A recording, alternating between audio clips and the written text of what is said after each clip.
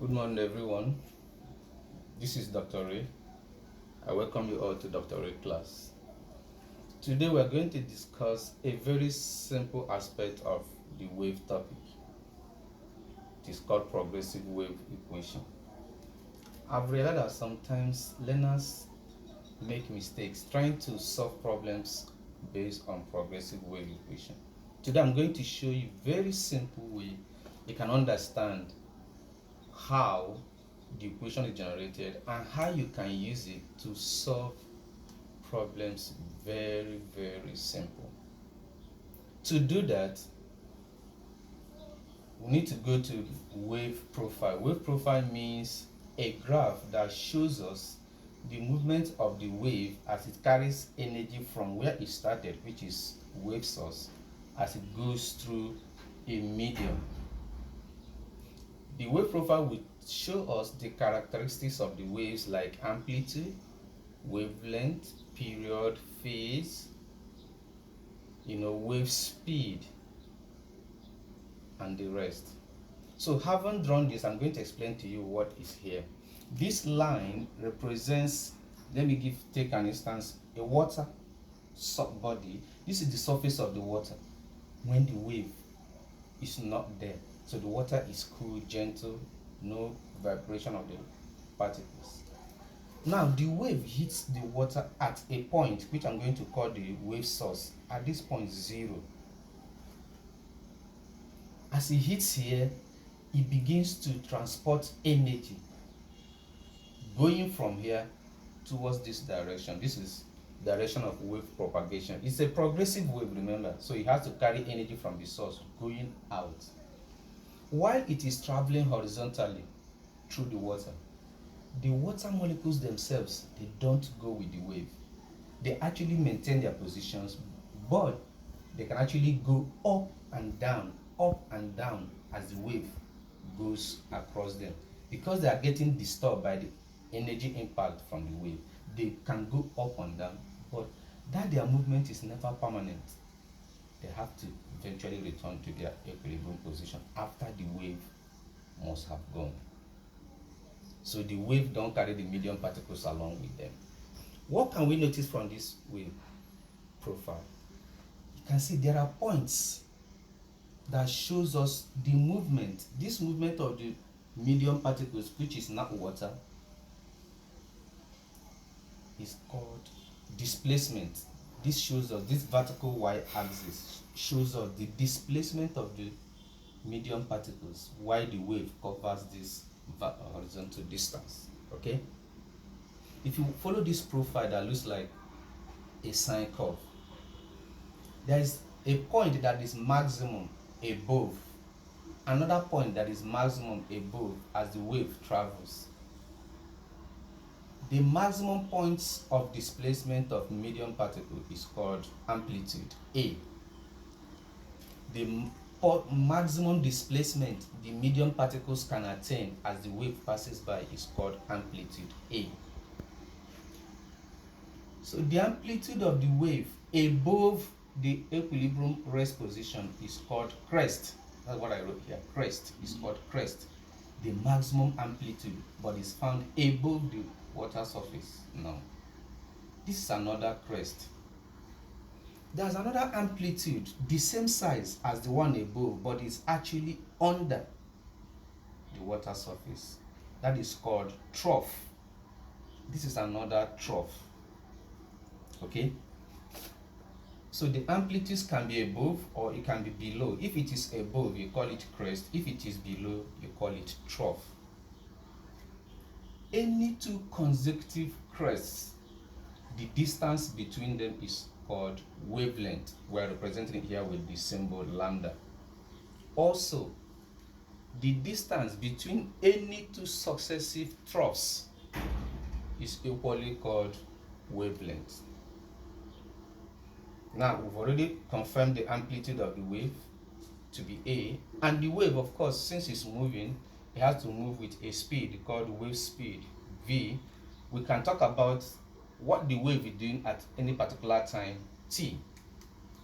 Now, progressive wave equation, what does it show us? how the particles are getting displaced from their rest position as the wave goes. Now we're going to generate the progressive wave equation. So wherever you see y will tell you displacement of the medium particles depending on their position from where the wave started. Now let's go to where the wave started, 0 point. Before then, the water molecule was quiet. Here is the point of impact where the wave entered the water. The equation that will show us the displacement of the water particles at the point where the wave entered is given by y equal to a sine theta. Y is displacement of the water molecules above the equilibrium position. A is the amplitude of the wave. Theta is the angular distance moved by the wave from the source. Now we remember that angular speed is given by angular distance divided by time. Of course, this is different from linear speed and linear distance. I have theta here. I want to remove this theta and replace it with quantities that has to do more or less and easy to calculate on wave. So if I make theta the subject from here, I will get omega t. Omega is angular speed. So what am I going to do? I will take the expression that theta is equal to omega t and put it in this particular equation. So I have my y here, I have my a here, this is my sine. So in place of theta, I don't put it again, I will replace it with omega t. I can actually calculate the angular speed of the wave. And it's more important here to describe the behavior of the wave than the angular distance. So this is the equation for the displacement of the particle at the origin. The origin means source of the wave. Now, from where the wave started, there is a point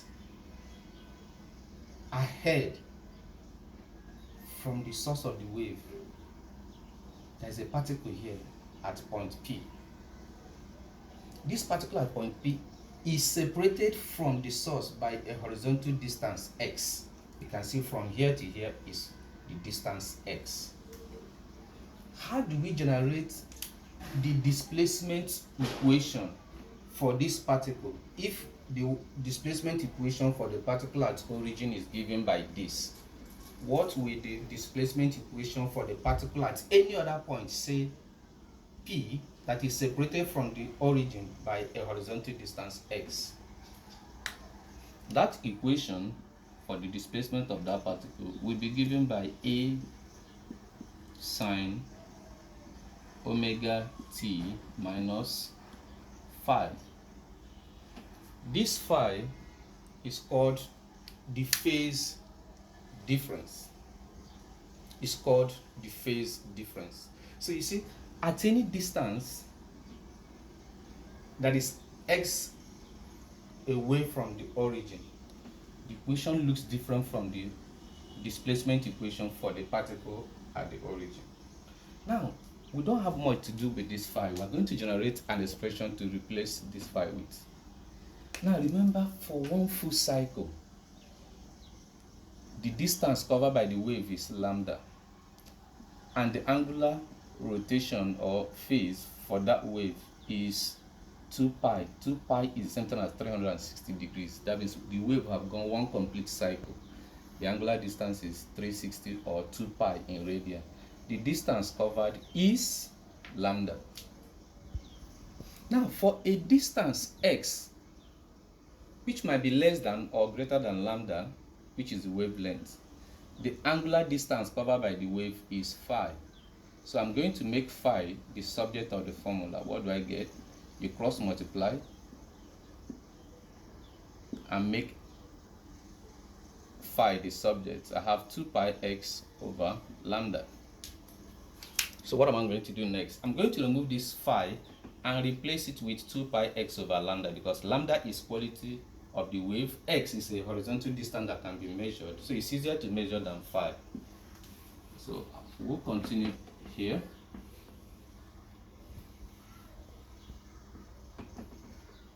So we have y equal to a sine omega t minus, rather than putting phi, I'm going to put 2 pi x all over lambda. This is the equation that represents the displacement expression for the particle, say at p, that's separated from the distance by a horizontal distance of x. The only thing left for us to do now is, if we remember that angular distance is 2 pi f, we can remove this and put 2 pi f. So another form we can write is a sine, rather than omega, I'm going to write it something as 2 pi f. Then this t, of course, put it minus 2 pi x over lambda. This equation is something as this. All I did is to remove this, substitute it with this expression, we know that is actually true.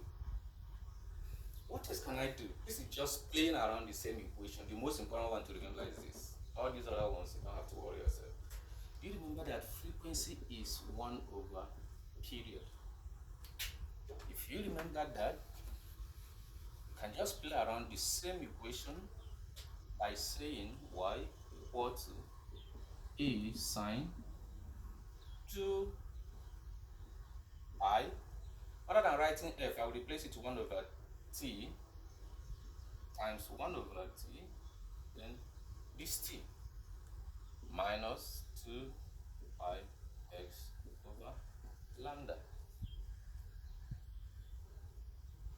Another thing we can do is this. From this equation, if you remember that wave speed is frequency times lambda, if I make frequency subject, it will be this over that.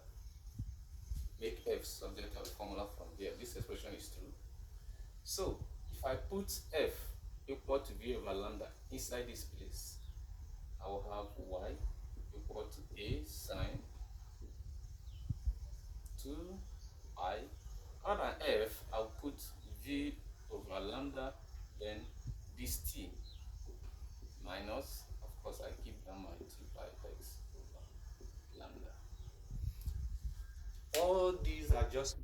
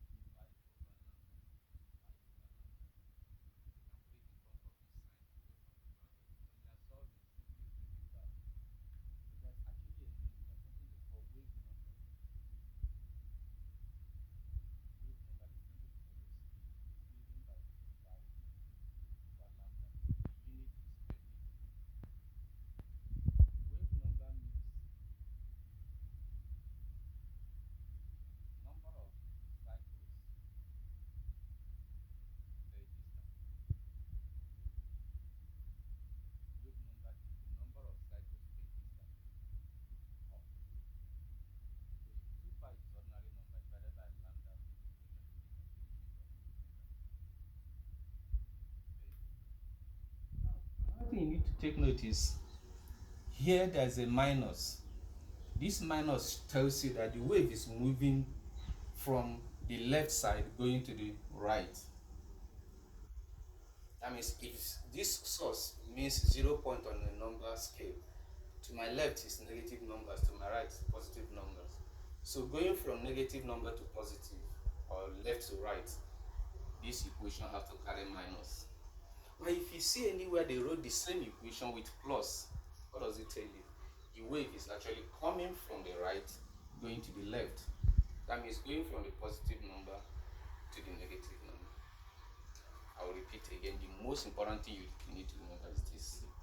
Any other equation, you can generate it by yourself. Thank you so much for listening. I hope this will help you to understand the progressive wave equation. The next video I'm going to make now, we're going to solve a problem based on this principle, just to show you how you can apply this.